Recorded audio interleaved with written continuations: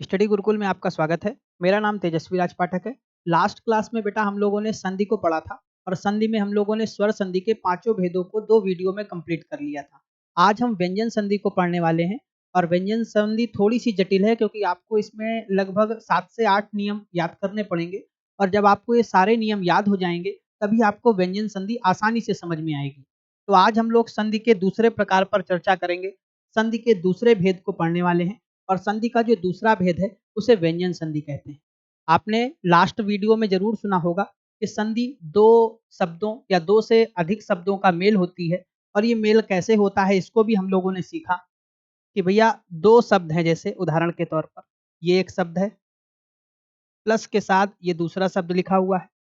पहले वाले शब्द के अंतिम वाले वर्ण में और दूसरे वाले शब्द के पहले वाले वर्ण में, इन दोनों के मध्य मेल होता है और इसी मेल को हम लोग संधि का नाम देते हैं।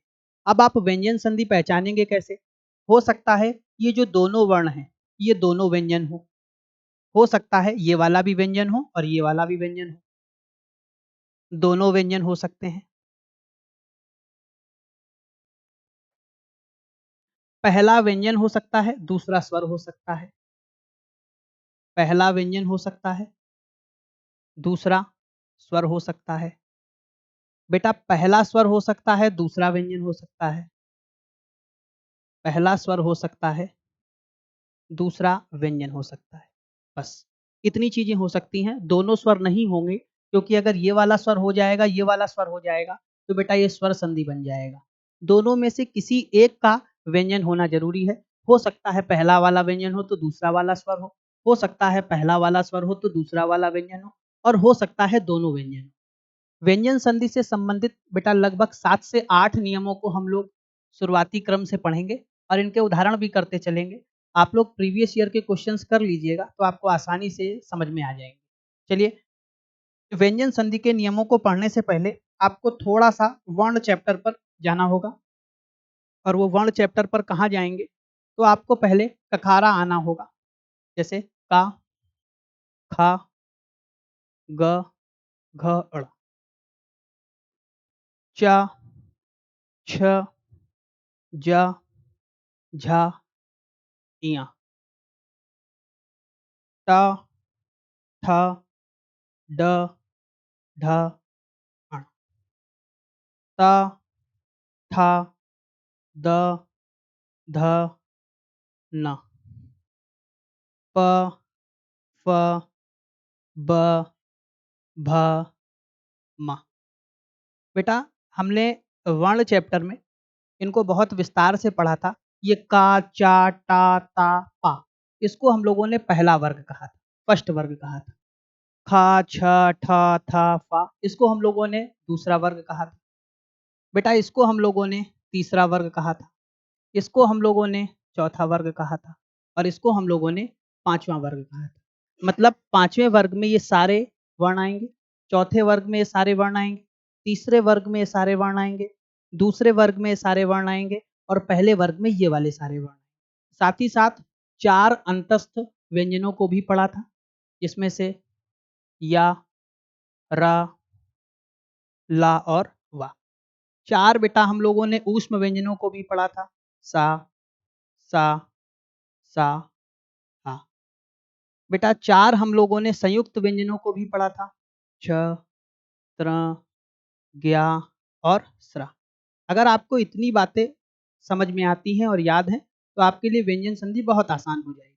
अब हम लोग व्यंजन संधि के पहली नियम की तरफ बढ़ते हैं। ध्यान से देखते हैं पहला नियम क्या कहता है। कहता है किसी वर्ग के पहले वर्ण, जैसे आप 2 शब्दों के मध्य में संधि कराएंगे तो जो पहला वाला शब्द है प्लस के इधर वाला, वो होना चाहिए पहले वर्ग का। किस वर्ग का होना चाहिए? वर्ग प्रथम का होना चाहिए। ये वर्ग प्रथम में कौन कौन से आते हैं? तो आपने अभी अभी देखा है कि वर्ग प्रथम में अगर हम लोग देखने की बात करें तो वर्ग प्रथम में का, चा, टा, ता और पा, ये सारे वर्ग प्रथम में आएंगे। तो प्लस के पहला वाले शब्द को आपको फर्स्ट वर्ग का होना जरूरी है। फिर बेटा हम बात करें प्लस के दूसरे शब्द में, अगर हम बात करें तो कौन कौन से हो सकते हैं? या तो तीसरा वर्ग हो सकता है, या तो चौथा वर्ग हो सकता है, साथ ही साथ यार अलावा मतलब अंतस्थ व्यंजन भी हो सकते हैं, या फिर बेटा कोई स्वर हो सकता है। क्या हो सकता है? स्वर हो सकता है। अगर आपको इतनी चीजें समझ में आ गई हैं कि प्लस के जो पहले वाला है वो पहले वर्ग का होना चाहिए, अंतिम वर्ण की बात कर रहे हैं बेटा, अंतिम वर्ण जिसकी हमको संधि करानी है, प्लस के बाद वाला दूसरे शब्द का जो पहला वर्ण है या तो तीसरे वर्ग से हो या चौथे से हो या अंतस्थ, अंतस्थ का मतलब या अलावा, और या फिर कोई बेटा क्या हो, स्वर हो। तो अगर ऐसा है तो ये जो पहला वाला वर्ग है ये बेटा अपने तीसरे वर्ग में कन्वर्ट हो जाएगा। किस वर्ग में कन्वर्ट हो जाएगा? तीसरे वर्ग।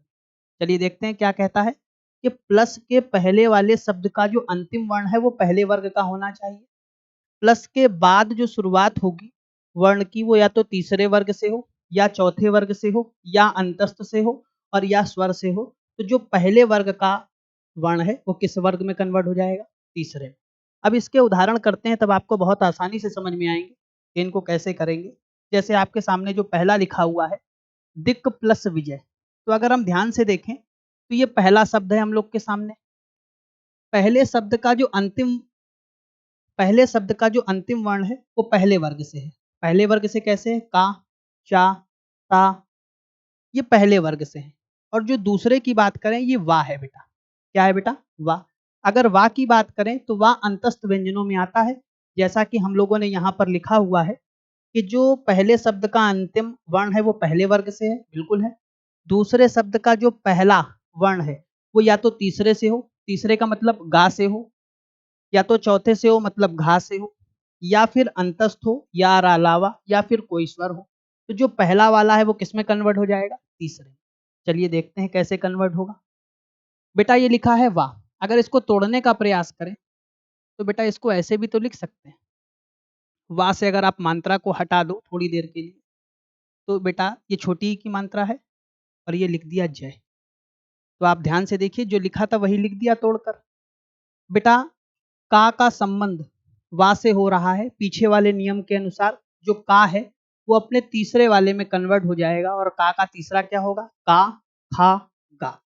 जो का वर्ग है इसका जो तीसरे की अगर हम लोग बात करें, ये का आया था, का अपने तीसरे में कन्वर्ट हो जाएगा और का तीसरा क्या है बेटा?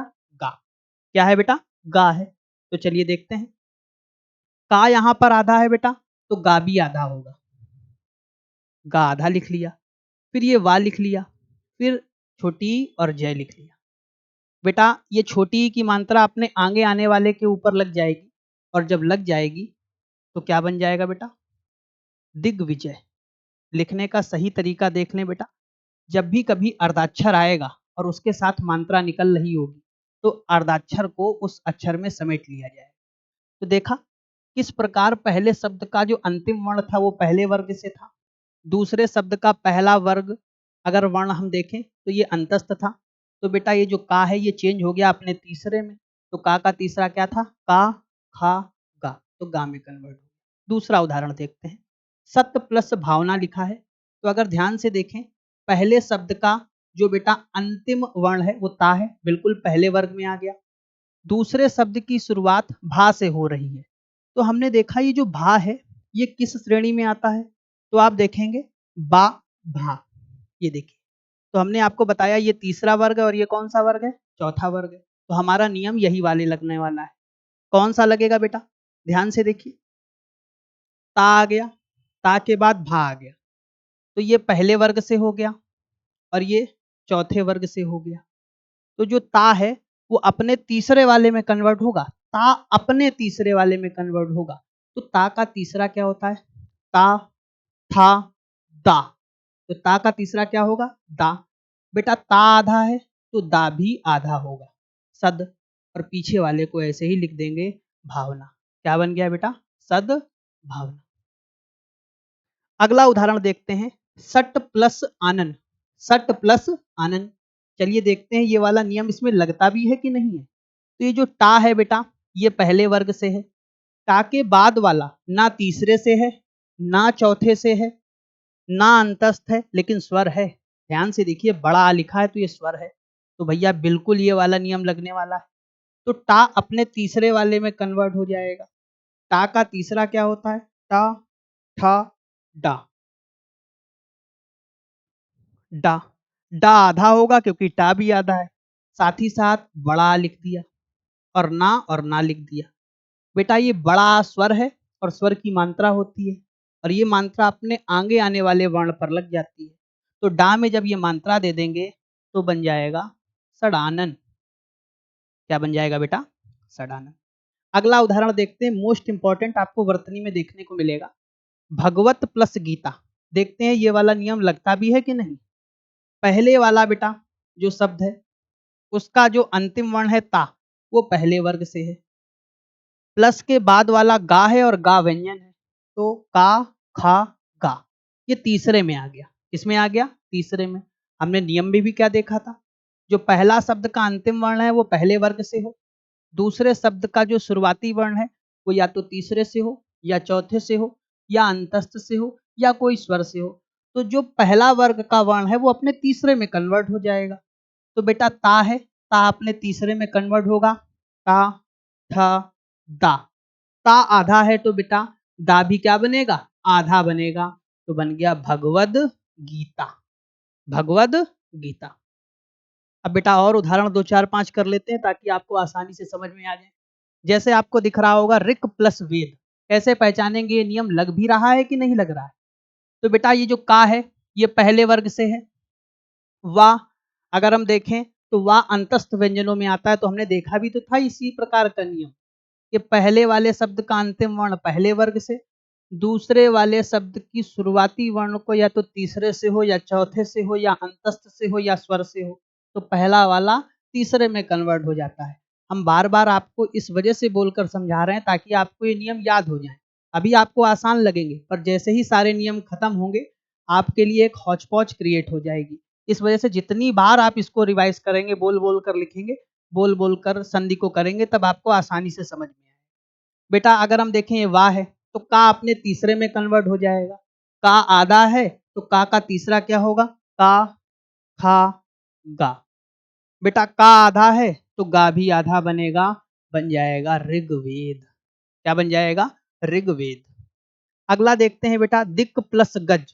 कैसे पहचानेंगे? पहले वाले शब्द का अंतिम वर्ण पहले वर्ग से है। गा, गा अगर देखेंगे का, खा, गा तीसरे वाले से आएगा, तो बेटा का वाला अपने तीसरे में कन्वर्ट होगा और का जो तीसरा होगा का, खा, गा। का आधा है तो गा भी आधा होगा, तो बन जाएगा बेटा दिग्गज। क्या बन जाएगा? दिग्गज। अगला देखते हैं उत प्लस योग। बहुत ध्यान से देखिएगा इसे कैसे लिखा जाता है। ये ता है और ये या है। ता पहला वर्ग हो गया। या की अगर बेटा हम लोग बात करेंगे तो अंतस्थ व्यंजन है, तो बेटा ता अपने तीसरे वाले में कन्वर्ट हो जाएगा। ता, था, दा। ध्यान से देखिएगा ये आ गया दा और लिख दिया योग। आपको जब भी कभी वर्तनी में लिखा मिलेगा तो दा और या इन दोनों का संयुक्ताक्षर हो जाएगा और उद्योग कुछ इस प्रकार लिखा जाएगा। आपको हमेशा ऐसे ही लिखना है उद्योग। ध्यान से देखेंगे तो दा आपको यहाँ पर हल्का सा दिखेगा, थोड़ा सा। या को अगर देखने का प्रयास करेंगे तो या भी आपको यहीं पर दिख जाएगा, तो बन जाएगा बेटा उद्योग। ठीक उसी प्रकार अगर हम देखें जगदीश को देखें, बहुत इंपॉर्टेंट है। ये बेटा पहला शब्द का अंतिम वर्ण ता है और दूसरे शब्द की शुरुआत स्वर से हो रही है, तो ता अपने तीसरे वाले में कन्वर्ट होगा। ता का तीसरा क्या होगा? ता, था, दा। तो जगत, ज, ग, दा ऐसे लिख लिया। ता आधा है तो दा भी क्या हो गया? आधा। प्लस ईस लिख दिया। और आपको पता है ये जो बड़ी बीच में लिखी है ये स्वर है और इस स्वर की मात्रा होती है और ये मात्रा अपने आगे आने वाले वर्ण पर लग जाती है। तो बड़ी की मात्रा अगर हम लोग लगा देंगे तो बन जाएगा जगदीश। क्या बन जाएगा बेटा? जगदीश। ठीक उसी प्रकार अगर उत प्लस घाटन को करने का प्रयास करें, बहुत अच्छा ये भी है। ये दोनों उदाहरण बहुत अच्छे हैं। उत प्लस घाटन अगर इसे करने का प्रयास करेंगे तो पहले वाले शब्द का अंतिम वर्ण ता है, दूसरे वाले की शुरुआत घा से हो रही है। घा अगर हम लोग देखें तो का, खा, गा, घा चौथे में आता है और नियम भी यही कहता है या तो तीसरा हो या चौथा हो या अंतस्थ हो या स्वर हो, तो पहला वाला अपने किस में कन्वर्ट हो जाएगा? तीसरे में। तो ता का तीसरा क्या होगा? ता, था, दा। और बेटा लिख दिया घाटन। तो आप यहाँ से उद्घाटन भी लिखना देख लें कि उद्घाटन कैसे लिखा जाता है, ये भी कई बार वर्तनी में आता है। उद्घाटन। अगला देखते हैं बेटा, सत्य प्लस धर्म। सद्धर्म बनेगा, कैसे बनेगा चलिए देखते हैं। सत्य प्लस धर्म कैसे पहचाना? पहले वाले शब्द का जो अंतिम वर्ण है वो ता है, पहले वर्ग से है। दूसरे वाले की शुरुआत धा से हो रही है, धा चौथे पर आता है। तो बेटा अगर हम लोग सद्धर्म की बात करें तो सद्धर्म कुछ ऐसे लिखा जाएगा। तो आपको ये पहले नियम के 10 संधि विच्छेद आसानी से समझ में आ गए होंगे। एक बार रिवाइज कर लेते हैं। पहला नियम क्या कहता है? प्लस के आगे वाला पहले शब्द का जो अंतिम वर्ण है वो बेटा पहले वर्ग से हो, और पहला वर्ग आपने देख लिया है वर्ण में और अभी भी बता दिया है। और प्लस के बाद वाला जो दूसरा है बेटा शब्द, उसका जो पहला वर्ण है या तो तीसरे से हो या चौथे से हो या अंतस्थ से हो या स्वर से हो। तो जो पहला वाला है, जो पहले वर्ग वाला है, वो अपने किस में कन्वर्ट हो जाएगा? तीसरे में कन्वर्ट हो जाएगा। अब बेटा अब हम लोग स्विच करते हैं अगले नियम पर। अगला नियम क्या कहता है? आपको ये थोड़ी जटिल लग रही होगी भाषा, तो जो हम यहाँ पर लिखे आप उसे स्क्रीनशॉट ले लें और आप लिखने बहुत आसान बता देंगे हम आपको। यदि किसी वर्ग के पहले वर्ग में, मतलब प्लस के पहले एक शब्द होगा, प्लस के बाद एक शब्द होगा, तो ये वाला जो है ये पहले वर्ग से हो जाए। किससे हो जाए? पहला वर्ग हो जाए। प्लस के बाद जो शब्द है उसका जो पहला वर्ण है वो क्या हो जाए? या तो ना हो जाए और या तो मां हो जाए। अगर प्लस के पहले वाले शब्द का अंतिम वर्ण पहले वर्ग से हो, और पहला वर्ग आप लोग जानते हैं का वाला, चा वाला, टा वाला, ता वाला, पा वाला, ये पूरा पहला वर्ग है। और प्लस के बाद वाला वर्ण क्या आ जाए? या तो ना आ जाए या तो मां आ जाए। तो ये जो पहला वर्ग है, ये जो पहला वर्ग है, ये पांचवें वर्ग में कन्वर्ट हो जाएगा। किसमें बेटे? पांचवा वर्ग में कन्वर्ट हो जाएगा। पांचवा वर्ग कह दें या वर्ण कह लें कोई फर्क नहीं पड़ेगा। किसमें कन्वर्ट हो जाएगा? पांचवा में। एक बार फिर से इस नियम को देख लेते हैं, लिखते लिखते ही याद हो जाएगा आपको। यदि पहले वर्ण का संबंध ना और मां से कराएंगे तो पहला वाला किसमें कन्वर्ट हो जाएगा? पांचवें में। इस बात को याद रखिएगा। अभी उदाहरण कर लेते हैं। जैसे आपको लिखा दिख रहा है जगत प्लस नाथ, ध्यान से देखिएगा। जगत प्लस नाथ कैसे पहचाना? ये ता पहला वर्ग है और इसके बाद ना आ रहा है, ना और मां में कोई भी आएगा, तो ता अपने किस में कन्वर्ट होगा? पांचवें में। ता का पांचवा क्या होता है? ता, था, दा, धा, ना, पांचवा यही होता है। तो बेटा अगर हम बात करें जग ता का पांचवा ना होगा, ता किस में कन्वर्ट होगा? अपने पांचवे में। ता आधा है तो ना भी तो आधा होगा, तो ना लिख लिया और पीछे वाला ऐसे लिख दिया। क्या बन गया? जगन्नाथ। क्या बन गया? जगन्नाथ। ठीक इसी प्रकार अगर देखें, ये ता है और इसके बाद ना या मां में आपको ना दिख गया है, तो ये जो ता है ये अपने किस में कन्वर्ट हो जाएगा? पांचवें में। और ता का पांचवा क्या है जरा सोच कर देखिए। ता, थ, द, ध, ना। तो अगर देखेंगे तो उ, ता आधा है तो आधा ना, और पीछे वाला ऐसे लिख दिया। क्या बन गया? उन्नयन। इसको लिखना देख लें आप कैसे, वर्तनी में पूछा जा सकता है। अगला देखें बेटा, ये ता है। क्या है बेटा? ता। अगर इसे देखेंगे ता, ये जो ता है और ता के बाद क्या आ रहा है बेटा? मां आ रहा है बेटा। तो हमने देखा पहला वर्ग हो, इसके बाद ना या मां में कोई भी आ जाए, तो ये जो ता है अपने पांचवें में कन्वर्ट हो जाएगा। ता का पांचवा क्या होता है? ता, था, दा, धा, ना। ता आधा है तो ना भी आधा होगा, तो क्या बनेगा बेटा? सन्मार्ग। क्या बनेगा? सन्मार्ग। उत प्लस नायक, ता आधा है बेटा, ना आ रहा है, ना और मां में ना आ गया, तो ता अपने पांचवें में कन्वर्ट हो जाएगा। और ता का पांचवा क्या होता है? त, थ, द, ध, ना। तो बेटा ता आधा है तो ना भी आधा है, तो क्या बनेगा? उन्नायक। ठीक उसी प्रकार उत प्लस नत, ना आ रहा है, ता अपने पांचवें में कन्वर्ट हो जाएगा, तो क्या बनेगा बेटा? उन्नत। क्या होगा बेटा? उन्नत। तो ये दूसरा नियम था बेटा, जिसके हम लोगों ने कुछ उदाहरण देखे। अब हम लोग चर्चा करते हैं तीसरे नियम पर। तीसरा नियम क्या कहता है? जब ता का मेल ध्यान से देखिएगा बेटा, ये तीसरा नियम है, हम आपको ऐसे बता दे रहे हैं, आप आसानी से समझ जाए। ये वाला वर्ण क्या हो जाए, ता हो। अब ता को फिक्स कर दिया गया है, ये वाला वर्ण क्या हो जाए, ता हो जाए। और ये वाला वर्ण क्या हो सकता है, तो ध्यान से देखिए, गाघा हो सकता है, गा हो सकता है, या फिर घा हो सकता है, दाधा हो सकता है, दा हो सकता है, या फिर धा हो सकता है, बाभा हो सकता है, बा हो सकता है, या फिर भा हो सकता है, या फिर यारा लावा यानी अंतस्थ हो सकता है, या फिर कोई क्या हो सकता है, स्वर हो सकता है। और अगर ऐसा है तो ता की जगह जो आधा ता था, उस आधे ता की जगह क्या हो जाएगा, आधा दा। इस नियम को एक बार फिर से देख लेते हैं। पहले वाले शब्द का अंतिम वर्ण में ता होना चाहिए, ये तो कंपलसरी है क्योंकि ता का ही नियम है। दूसरे वाले शब्द का शुरुआती वर्ण या तो गा घा हो जाए, या तो दा धा हो जाए, या तो बा भा हो जाए, या तो अंतस्थ हो जाए। और अंतस्थ का मतलब बेटा क्या होता है, या रा ला वा। और या तो क्या हो जाए, कोई स्वर हो जाए। ये जो ता है, आधा ता दिख रहा है ना बेटा, हलंत लगी नीचे, तो ये आधे दा में कन्वर्ट हो जाएगा। चलिए आइए इसके उदाहरण करते हैं, तब आपको समझ में आएगा। जैसे लिखा है सत्य प्लस भावना, चलिए देखते हैं। सत्य प्लस भावना, अगर इसको करेंगे तो ता है, ठीक है भैया, फिर भा है। तो अगर भा की बात करें तो आप ध्यान से देखिए, यहां हमने भा लिखा हुआ है, बा और भा। तो बेटा ये जो ता है ये किस में कन्वर्ट हो जाएगा, दा में कन्वर्ट हो जाएगा। ता आधा है तो दा भी तो आधा होगा, तो ता को कन्वर्ट करा आधे दा में और बना दिया सद्भावना। क्या बना दिया बेटा, सद्भावना। ठीक इसी प्रकार ये ता है और ये धा है, अगर आप देखें तो ता आधे दा में कन्वर्ट हो जाएगा। इसको देख लें, वर्तनी में इंपॉर्टेंट है।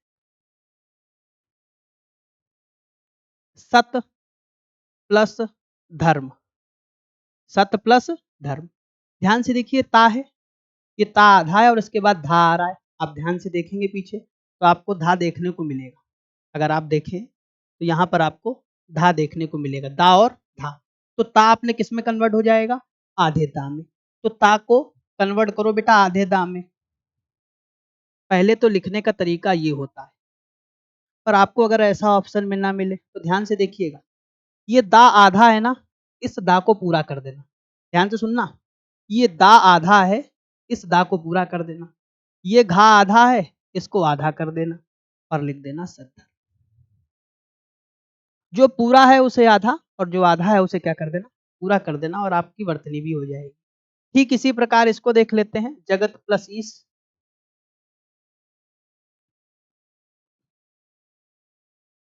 जगत प्लस ईश, अगर इसे करने का प्रयास करेंगे तो देखिए ता आ रहा है, ता के बाद हमने आपको बताया या तो गाघा हो जाए, या तो बाभा हो जाए, या तो दाधा हो जाए, या तो अंतस्थ हो जाए, या तो कोई स्वर हो जाए। तो जो ता है वो दा में कन्वर्ट हो जाएगा, और ता आधा है तो दा भी क्या होगा बेटा, आधा। ये लिख दिया ईस। ये बड़ी ई की मात्रा होती है जो इसके ऊपर चपक जाएगी, तो बन जाएगा जगदीश। क्या बन जाएगा, जगदीश। मुझे उम्मीद है कि आपको ये बहुत आसानी से समझ में आ गया होगा। चौथे नियम पर चलते हैं बेटा। चौथा नियम क्या कहता है, किसी भी स्वर के बाद, अब ध्यान से समझिएगा, इसी वजह से हमने आपको शुरुआत में बताया था कि व्यंजन संधि में स्वर भी आ सकता है, कोई जरूरी नहीं है कि व्यंजन ही आए। तो फिर से देखिए, ये दो शब्द थे, इनके बीच संधि हो रही थी। अगर यहां पर कोई आ जाए स्वर, क्या आ जाए, स्वर, और स्वर के बाद धोखे से यहां छा आ जाए, क्या आ जाए बेटा, छा आ जाए, तो कुछ नहीं करते हैं, इस चा के आंग, इस छा के आगे आधा चा जोड़ देते हैं।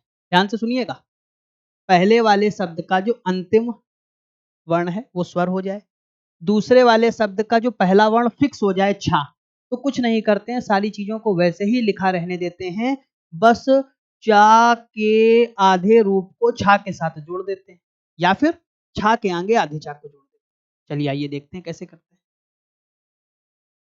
जैसे लिखा है परी, ध्यान से देखिएगा, परी, परी प्लस छेद, कैसे पहचाना, देखो इसको तोड़ लो, रा को तोड़ा तो छोटी ही निकली, प्लस छेद लिख दिया। अब आप खुद देखकर बताइए ये स्वर आ गया, स्वर के बाद आ गया छा। तो कुछ नहीं करते हैं, इसको दोबारा वैसे लिख लो, तो दिखाने के लिए आपको हमने तोड़ा था, ये लिख दिया फिर से वैसे। तो छा के आगे ऑटोमेटिक आधा चा जोड़ दो, तो क्या बन जाएगा? परिच्छेद। क्या बन जाएगा? परिच्छेद। ठीक इसी प्रकार वा में छोटी ई की मात्रा है, प्लस छेद लिखा है, स्वर आ गया और स्वर के साथ साथ छा दिख गया, ऑटोमेटिक आप आगे आधा चा जोड़ दो, आधा चा जैसे ही जोड़ोगे तो बन जाएगा विच्छेद। क्या बन जाएगा? ठीक उसी प्रकार ना है, ना में छोटे ऊ की मात्रा है, जब इसे तोड़ेंगे तो मात्रा पीछे जाएगी, स्वर मिल गया, फिर छा मिल गया, जैसे ही छा मिला, छा के आगे आधा चा जोड़ दिया तो बन गया अनुच्छेद। अगला है स्व, वा है, वा को जैसे ही तोड़ोगे तो ये व्यंजन आपको पूरा दिख रहा है, इसमें से छोटा आ निकलेगा। क्या निकलेगा? छोटा। इसको देख लेते हैं, स्व प्लस छंद। बेटा ये वा को तोड़ोगे जैसे ही, वैसे ही छोटा आ निकलेगा, प्लस छंद, और नियम देखिए लागू हो गया, स्वर आ गया, स्वर के बाद छा आ गया, ऑटोमेटिक कुछ नहीं करेंगे, आधा चा जोड़ देंगे और बन जाएगा स्वच्छंद। देख लीजिए स्वच्छंद कैसे लिखा जाता है। तो ये था बेटा हमारा चौथा नियम, जो कि कुछ नई प्रकार की चीजों को बताता है। अब बेटा अगला नियम है जिसे माँ संबंधी नियम के नाम से जानते हैं। किस नाम से जानते हैं? माँ संबंधी। माँ के 3 नियम हैं, आपको एक साथ याद करने हैं, तो आपको याद करने में ज्यादा जटिलताएं नहीं होने वाली हैं, बहुत आसानी से याद हो जाएगा। पहला नियम क्या कहता है? माँ के बाद स्पर्श व्यंजन आ जाए। ध्यान से सुनिएगा, ये संधि हो रही है दो शब्दों के मध्य, यहां पर माँ आ जाए, फिक्स कर दिया गया माँ आ जाए, और यहाँ आ जाए स्पर्श व्यंजन। कई सारे बच्चों को समस्या होगी, भैया ये स्पर्श व्यंजन कौन सी बला है? तो स्पर्श व्यंजन को तो हमने शुरुआती दौर में सीखा था, का से लेकर माँ तक, का से माँ तक यदि कुछ भी आ जाए, कुछ भी आ जाए तो कुछ नहीं करना बेटा, ये जो माँ है, ये जो आधा वाला माँ है, इस आधे माँ की जगह या तो तुम पंचमा अक्षर लिख देना, मतलब हर वर्ग का 5वां अक्षर लिख देना, या तो अनुस्वार यानी एक बिंदी चपका देना। ये अनुस्वार होता है, वर्ण में बहुत अच्छे से पढ़ा है, घंटों व्यतीत करे हैं इस पर। तो अगर आपको कोई भी समस्या हो तो पहले वो वाला वीडियो जाकर जरूर देखना, तब है समझ पाओगे इसको। चलो देखते हैं। लिखा है परम धन तू, कैसे पहचाना? तो बेटा इधर देखते हैं कैसे करते हैं इसको। परम प्लस तू, देखो बेटा ये माँ है, माँ, ये माँ है। कुछ बच्चों को इसमें 5वां या स्पर्श व्यंजन नहीं दिख रहा होगा, इसको तोड़ो तो तभी तो दिखेगा। ये छोटा वो निकाल लिया, अब देखो दिखना चालू हो गए होंगे, माँ के बाद तुरंत ता आ गया। क्या आ गया? ता। तो ये जो माँ है अपने पंचमा अक्षर में कन्वर्ट हो जाएगा, पहले इसको दोबारा लिख लो। तो ये जो माँ है अपने कौन से अक्षर में? पंचमा। माँ का पंचमा अक्षर क्या होता है? ध्यान से सुनना, ये माँ आता कौन सा है? पा, फा, बा, भा, मा।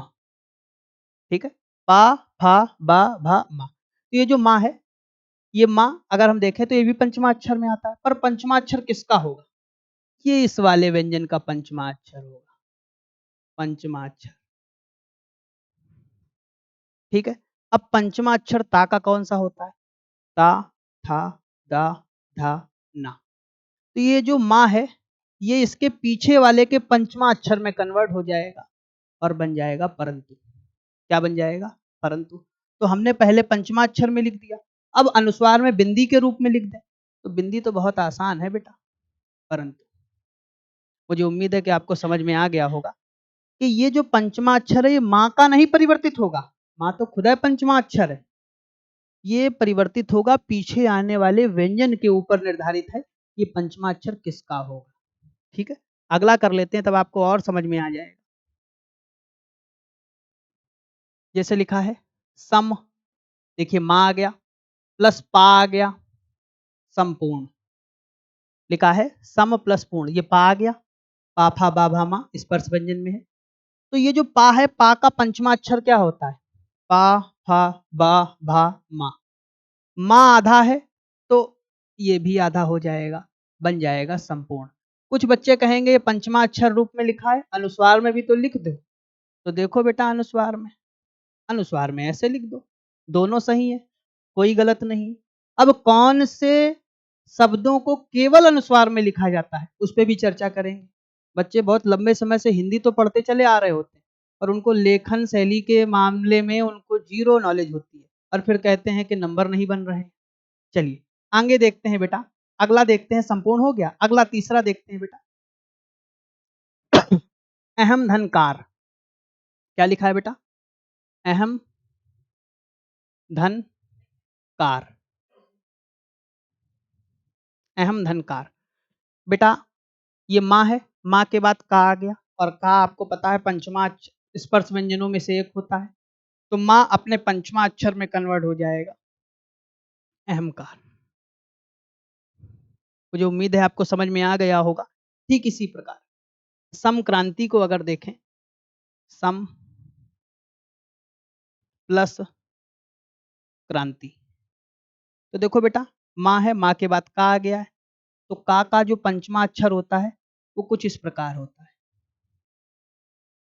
तो अगर इसे लिखेंगे तो ये देखिए यहाँ पर क्रांति पे पहले से एक बिंदी थी, ये आधे माँ, ये माँ है, ये अनुस्वार में कन्वर्ट हो गया और लिख दिया क्रांति, तो बन गया संक्रांति। ये वर्तनी में भी आएगा, आप ध्यान से देखिएगा। अहंकार तो आप लिख लेंगे पर संक्रांति लिखने में आपको ये अनुस्वार का विभेद करना होगा, तभी आप संक्रांति को आसानी से लिख पाएंगे। तो ये हमारा जहां तक पांचवा नियम था, और पांचवा चौथा नियम था बेटा, माँ संबंधी चौथे नियम पर चर्चा कर रहे थे। अब माँ संबंधी चौथे नियम के दूसरे पार्ट पर हम लोग जाते हैं। चलिए क्या लिखा है माँ, अगर माँ आ जाए, क्या आ जाए बेटा? माँ आ जाए। कैसे माँ आ जाए? तो संधि दो शब्दों का मेल होती है, यहां पर माँ है, माँ वो भी आधा है, उसके बाद अंतस्थ आ जाए। क्या आ जाए? अंतस्थ। अंतस्थ का मतलब क्या होता है बेटा? यारा लावा। क्या होता है? यारा लावा।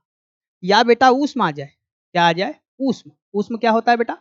सा सा सा हा। अगर ये आ जाए तो ये जो माँ है ये रूपांतरित हो जाएगा, चेंज हो जाएगा, और ये हमेशा रहेगा अनुस्वार में। किसमें रहेगा? अनुस्वार में। इसको कभी भी पंचमाक्षर में नहीं लिखेंगे, कभी भी पंचमाक्षर में नहीं लिखेंगे। अभी जब आप उदाहरण करेंगे तब आपको समझ में आएगा कि जिस चीज को आप केवल किंवदंती समझते चले आ रहे थे, उसके पीछे की वैज्ञानिकता का आधार जो है वो संधि है, और संधि में माँ संबंधी व्यंजन नियम है। चलिए आइए देखते हैं।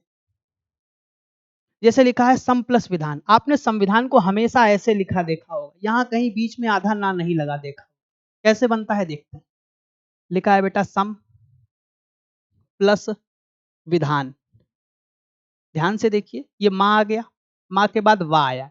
अगर वाह आपको नहीं दिख रहा है तो वाह में छोटी की मात्रा को तोड़ेंगे तो छोटी की मात्रा पीछे चली जाएगी, तो आपको वाह दिखने लगेगा। तो वाह जो है वो अंतस्थ व्यंजन है, और माँ के बाद अंतस्थ जैसे ही आएगा तो माँ का लोप हो जाएगा बिंदी के रूप में, अनुस्वार के रूप में, और बन जाएगा संविधान। क्या बनेगा बेटा? संविधान। ठीक उसी प्रकार माँ है, सम प्लस योग। अगर ध्यान से देखेंगे तो माँ है, माँ के बाद अंतस्थ या आ रहा है, तो अब इसकी जगह आप पंचमा अक्षर नहीं लगाएंगे क्योंकि ये नियम ही नहीं होता है। आप कई बार इन चीजों को गलत करते हैं। तो ये माँ का ऊपर अनुस्वार के रूप में आ जाएगा संयोग। संयोग। ठीक उसी प्रकार सम धन वेग, वा आ रहा है जो कि अंतस्थ व्यंजन है, तो बन जाएगा संवेग। ठीक उसी प्रकार सम धन स्मरण, मोस्ट इंपॉर्टेंट है वर्तनी की दृष्टि से, तो बन जाएगा संस्मरण।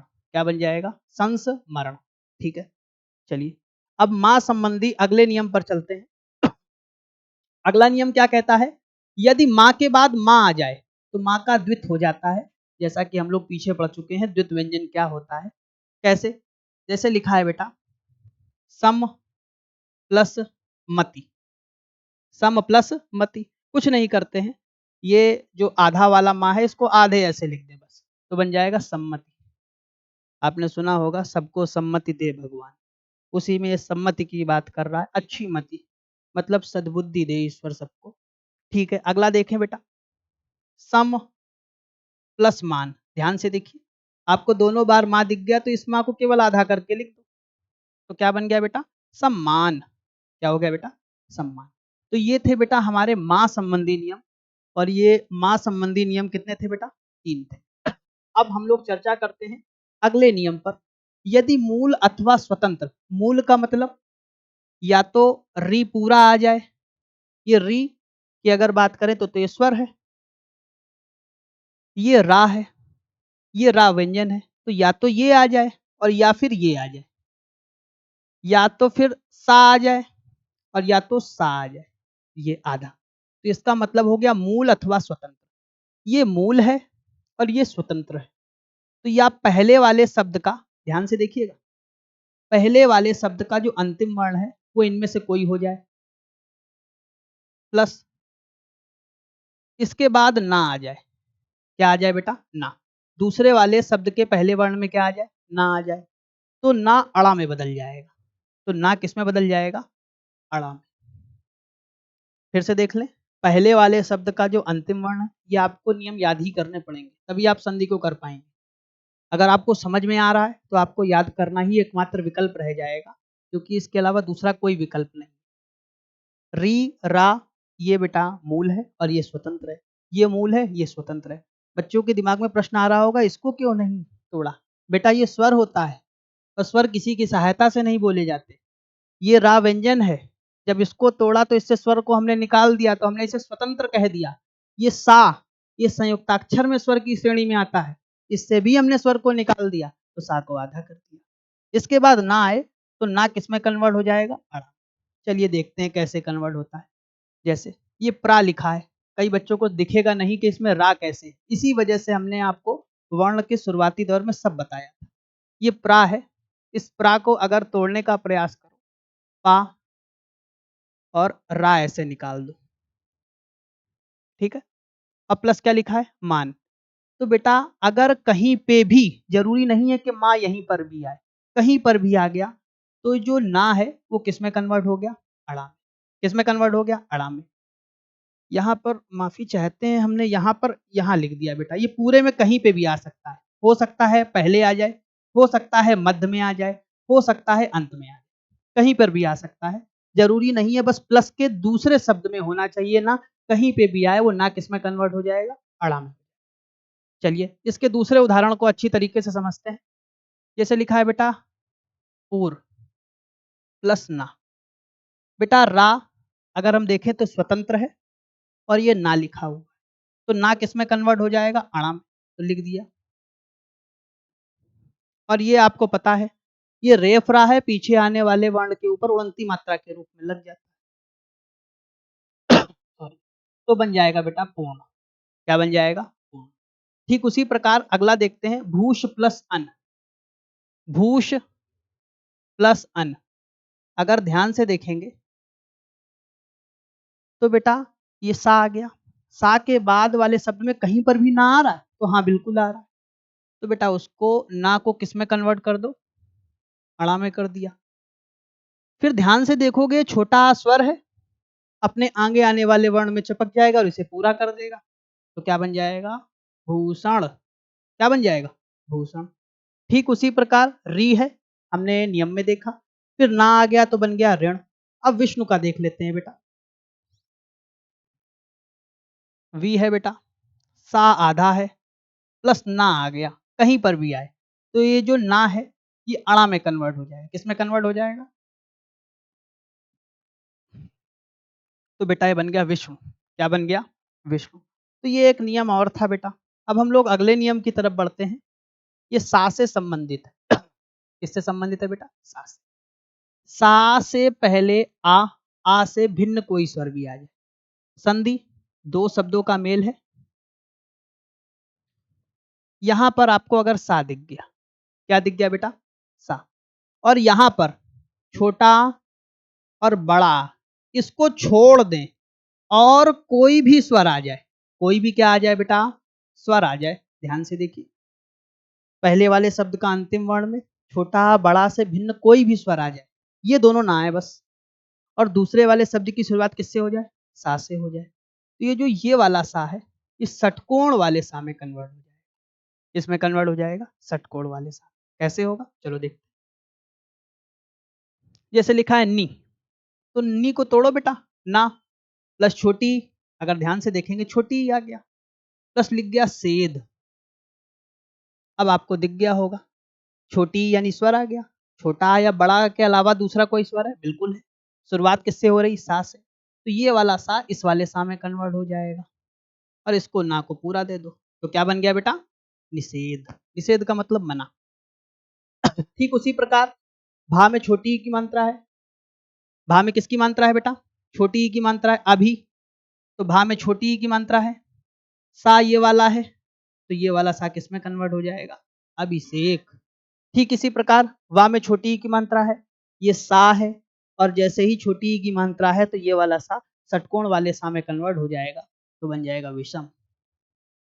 विषम। तो एक हमारा नियम और खत्म हो गया कि यदि पहले वाले शब्द का जो अंतिम वर्ण है वो छोटा और बड़ा को छोड़कर कोई भी स्वर आ जाए और दूसरे वाले शब्द की शुरुआत सा से हो जाए, तो ये जो सा है वो षटकोण वाले सा में क्या हो जाता है, कन्वर्ट हो जाता है। अब अगले नियम पर बढ़ते हैं। अगला है बेटा ता संबंधी नियम, और इसमें 6 नियम है, और इसके बाद जहां तक आपकी व्यंजन संधि खत्म हो जाएगी, लास्ट नियम है। छोटे छोटे नियम है, ध्यान रखेंगे तो आपको समझ में आ जाएगा। अब ता संबंधी नियम है, इसका मतलब क्या है, ता संबंधी नियम का मतलब ये है बेटा, पहले वाले शब्द का अंतिम वर्ण फिक्स हो गया ता, और ता के बाद कभी भी क्या आ जाए, ला आ जाए। क्या आ जाए बेटा, ला। ध्यान से देखिए, ता के बाद यदि ला आ गया तो ये जो ता है, जो आपको क्या दिख रहा है ता, ये आधे ला में कन्वर्ट हो जाता है। मतलब ता के बाद अगर ला आ गया तो ये वाला जो ता है वो आधा ता दिख रहा है आपको, बच्चे यही गलती करते हैं, ये आधा ता दिख रहा है तो यहाँ पर ये आधे ला में कन्वर्ट हो जाए। जैसे ध्यान से उदाहरण देखते हैं, लिखा है तत् प्लस लीन, क्या लिखा है बेटा, तत् प्लस लीन,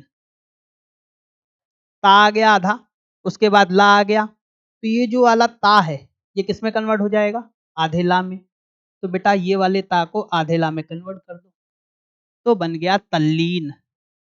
ठीक उसी प्रकार ता आपको लिखा दिख रहा है, फिर ला दिखा है, ये जो ता है ये अपने आधे ला में कन्वर्ट हो जाएगा और नाम हो जाएगा उल्लेख। क्या हो जाएगा, उल्लेख। ठीक उसी प्रकार ता है, ता के बाद ला आ गया है, तो ये जो ता आधा है ये आधे ला में कन्वर्ट हो जाएगा और बन जाएगा उल्लास। उल्लास का मतलब होता है खुशी, उल्लास। तो ये ता संबंधी पहले नियम को हम लोगों ने देखा। अब बेटा हम लोग ता संबंधी दूसरे नियम पर चर्चा करते हैं कि ता संबंधी दूसरा नियम क्या कहता है। यदि ता के बाद, यदि ता के बाद क्या आ जाए, चा या छा आ जाए, या तो चा आ जाए या तो चा आ जाए, तो ये जो ता है ये किस में कन्वर्ट हो जाएगा, ये ता आधा है तो ये किस में कन्वर्ट हो जाएगा, आधे चा में। कैसे होता है, जगत ता है बेटा, देखिए ता है, ता के बाद चा या छा में कोई आ जाए तो छा आ गया, तो ये जो ता आधा है ये आधा ता किस में कन्वर्ट हो जाएगा, आधे चा में। तो देखो ये जगह लिख लिया, ये ता आधा है तो आधा ता किस में कन्वर्ट हो जाएगा, आधे चा में। फिर पीछे वाले को ऐसे लिख दिया तो क्या बन गया, जगत छाया। क्या पड़ गया बेटा, जगत छाया। अगला बहुत महत्वपूर्ण है, उत प्लस चारण। कैसे पहचानेंगे, ता आ गया बेटा, ता आ गया, ता के बाद छा या छा में कोई भी आ जाए, हाँ भैया चा भी आ गया, तो ये जो आधा ता है, ये जो आधा ता है वो किस में कन्वर्ट हो जाएगा, आधे चा में। तो ये जो आधा ता है आधे चा में, तो बन गया उच्चारण। उच्चारण। ठीक उसी प्रकार ता है, ता के बाद छा आ गया तो आधा ता किस में कन्वर्ट हो जाएगा बेटा, आधे चा में, तो बन जाएगा उच्छेद। क्या बन जाएगा बेटा, उच्छेद। अगले नियम की ओर बढ़ते हैं बेटा। ता संबंधी नियम चल रहे हैं, मतलब ता तो फिक्स है, ता क्या है बेटा, फिक्स है, निर्धारित है, इसे नहीं बदला जा सकता। और दूसरे वाले शब्द का जो पहला है वो या तो जा हो जाए, क्या हो जाए बेटा, जा, या तो हो जाए झा। पहले वाले शब्द का जो अंतिम वर्ण है वो ता हो जाए, दूसरे वाला जो शब्द है वो या तो जा हो जाए या तो झा हो जाए, तो जो ता है वो किस में कन्वर्ट हो जाएगा, आधे जा में। तो ये जो ता है ये किस में कन्वर्ट हो जाएगा, आधे जा में। ता आधा है तो जा भी आधा रहेगा, इसे पूरा मत कर दीजिएगा। जैसे लिखा है उत प्लस ज्वल, मोस्ट इंपॉर्टेंट, वर्तनी में 100% आता है। उत प्लस ज्वल, बेटा ये जा दिख रहा है आपको, आधा दिखे चाहे पूरा, जा होना चाहिए। ये जो ता आधा है तो आपने देखा जो आधा ता है ये वाला, ये आधा ता किस में कन्वर्ट होगा? आधे जा में। और पीछे वाले को ऐसे लिख दिया तो लिख दिया उज्ज्वल। बच्चे बहुत बड़ी गलती करते हैं, इस जा को पूरा कर देते हैं। तो ये जा भी आधा रहता है, दोनों जा आधे होते हैं। अगला नियम देखते हैं, सत प्लस जन। ध्यान से देखिए, ता दिख रहा है, ता के बाद आपको जा या झा में कुछ भी दिखा? तो हाँ भैया जा दिखा। तो ये जो ता है आधा वाला वो किस में कन्वर्ट होगा? आधे जा में।